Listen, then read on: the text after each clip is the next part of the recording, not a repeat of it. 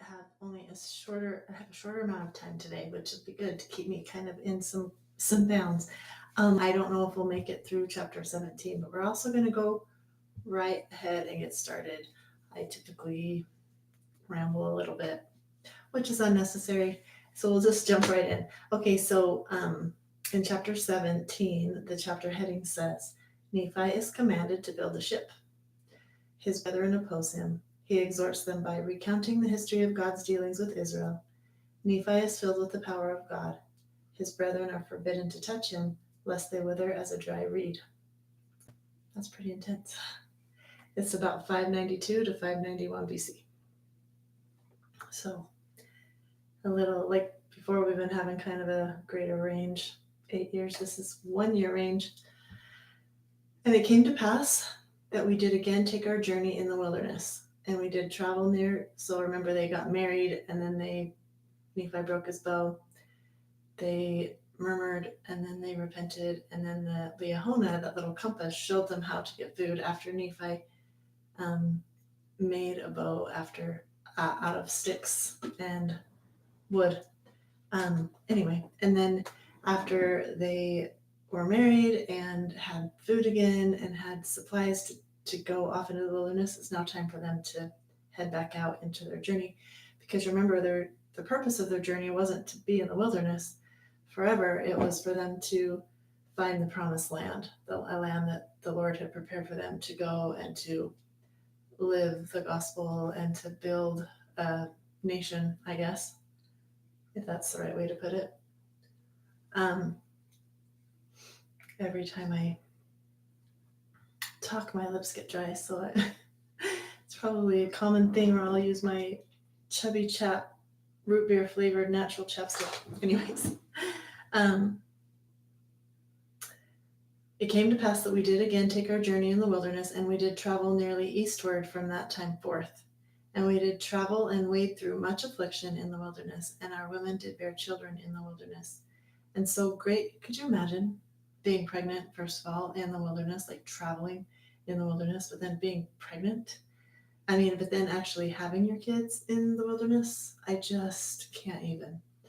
And so great were the blessings of the Lord upon us, that while we did live upon raw meat in the wilderness, another can't even, our women did give plenty of suck for their children, and were strong, yea, even like unto the men.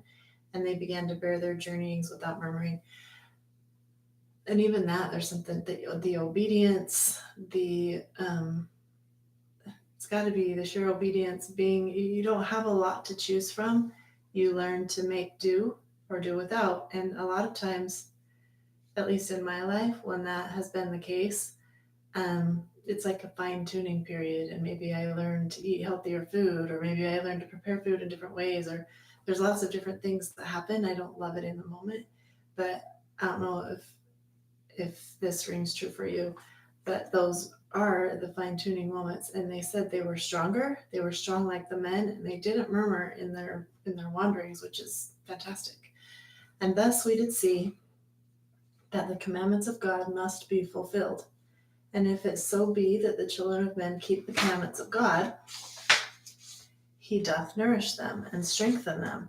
So we have hard things, we can murmur, or we can, again, fine-tune, we can obey, and God nourishes and strengthens us in lots of different ways. And sometimes the biggest part of the battle, at least for me, is to recognize the way the Lord is helping me, instead of be so fixated on what I want that I miss it. And that, when I do that, I do feel stronger, and I murmur a lot less.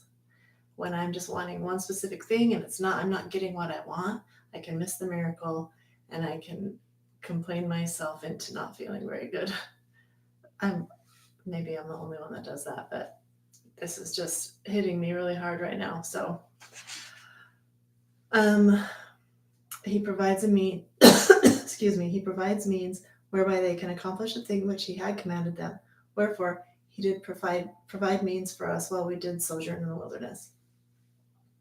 And we did sojourn for the space of many years, yea, even 8 years in the wilderness. Dang, that's a long time to be in the wilderness. camping for a weekend is probably one of my greatest places to complain. So I'm going to knock on wood here because, yeah. And we did come to the land which we call Bountiful because of its much fruit and also wild honey. So finally, after 8 years, they arrive in this place that is abundant. It's got fruit and wild honey. And it was so wonderful to them that they named it Bountiful as opposed to Wilderness. Um, I think the name in and of itself just kind of shows the contrast and probably the gratitude. They're like, ah, fruit and honey, oh my goodness. And all of these things were prepared of the Lord that they might not perish. And we beheld the sea, which we called Ariantum, which being interpreted is many waters. So they arrive at the ocean. I think they've probably never seen it before. It's not like nowadays we can just hop, well, I can hop in a car and drive 6 hours and be at the ocean. You know, they had to walk and they were quite a ways. I don't know if they'd ever seen it.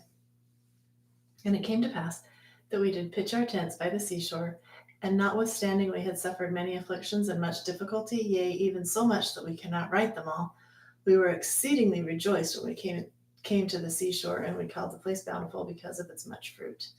Yay, we've arrived, and just like I'm pitching my tent here and I'm staying here. This is so glorious. And it came to pass that after I, Nephi, had been in the land of Bountiful for the space of many days, time to rest and enjoy, the voice of the Lord came unto me, saying, Arise, and get thee into the mountain. And it came to pass that I arose, and I went up into the mountain and cried unto the Lord. So he's so obedient. I mean, we don't know all of the details outside of these words, but he shows up. You know, he might have a moment. I hope he had a few moments at least. But he shows up and he does what the Lord asks him to do.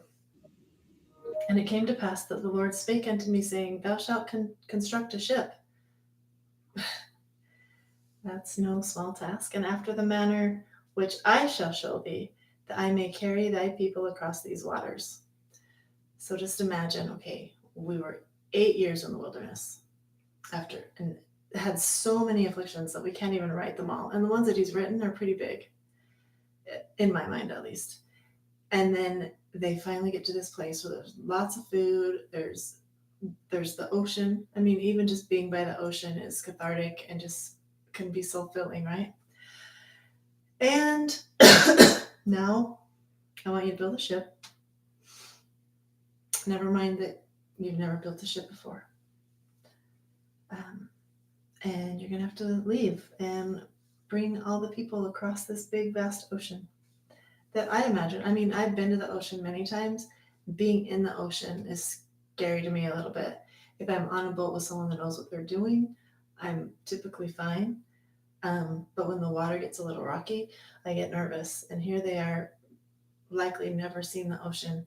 Okay, you're going to build a ship. Like, has he even seen a ship? Maybe he has. I don't know. And you're going to take all these people that are so happy to be in this land that you're in right now. And you're going to go across the ocean, this big, vast water where you can't even see land on the other end. Never been there before. Probably a little bit scary. And he's like, okay. I don't know. Anyway, he said, and I said, here's how he responded. And I said, Lord, whither shall I go that I may find ore to molten? I mean, right? First of all, he realized, well, I'm going to need tools. That's what I do know. So he doesn't know all this other stuff, but he knows how to make tools, and he knows he's going to need tools. I think that's also a really important thing to think of is, okay, there's all of this that I don't know. And in our lives, I think we're faced with that a lot. Like, I have all of these things to do, and I don't know how to do them, but I do know this one thing. So if I start there, at least I'm doing something. And I find that revelation or help or awareness or understanding or the way shows up when I'm moving. If I'm waiting for the way to show up, I often just hang out here and get frustrated and scared and stubborn or lazy or all the words. If I just take one step, it might freak me out. I might cry. I might even, throw a little mini hissy fit. But I take a step and then the next step shows up and the next step shows up. And it's not always that quickly. Sometimes I'm here on this step for a minute, but the next step eventually shows up and eventually shows up. And the vision gets bigger. And yeah. So that's what he says, like, whither shall I go, that I may find ore to molten, that I may make tools to construct the ship after the manner which thou hast shown unto me. So he not only is saying, okay, what do I know and I'm going to do it, he's also like, sure, you're going to show me how to make a ship. I've never done it before. Maybe he's never seen one. I really don't know the answer to that. It's just the way I'm thinking about it. But I'm going to do it because the Lord's going to show me. I know that he's going to because he's shown me before, because I've asked him and he's shown me. I've asked him and I've been obedient and he shows me the way every time. Like for Nephi, he's like got so much confidence in that he doesn't even doubt. He's like, okay, show me how and I'll do it. Sure, why not? And it came to pass that the Lord told me whither I should go to find ore, that I might make tools. And it came to pass that I, Nephi, did make a bellows wherewith to blow the fire of the skins of beasts after I had made a bellows, that I might have wherewith to blow the fire, I did smite two stones together that I might make fire. And so he didn't even just say, okay, I'm gonna go find ore and make tools. He had to like take a few steps backward. Wait, it's this way. Take a few steps backward to build what he needed to do the first step. So he had to like rev up a little. Like it reminds me of those little cars that you pull backward and then you let go and they go. Only it probably doesn't go that fast. If he had to go backward to be able to prepare the way to do that first step. I mean, those are the things that can make me ornery and drive me crazy. And when I remember it's of the Lord, and I don't know if the Lord needs me in such a way that he speaks to me so specifically as he does Nephi or the prophets that we read about in the scriptures. It could be that, or it could be that I just haven't learned to listen yet that clearly. Maybe he does speak clearly and I just haven't figured out how to listen to that. Maybe I don't allow time for that. Maybe it's just the fact that I don't feel like I'm as needed as Nephi. That being said, I mean, those are just question marks that are coming to my mind right now. Something to ponder on. I think the Lord needs each of us. I think we all have different roles, right? Nephi had a role that involved, his whole family and eventually a whole nation. My role might just be me and my family, or it might be me and, I don't know. But I'm just wondering if I'm not believing in myself enough to really listen to what the Lord's trying to tell me. But also,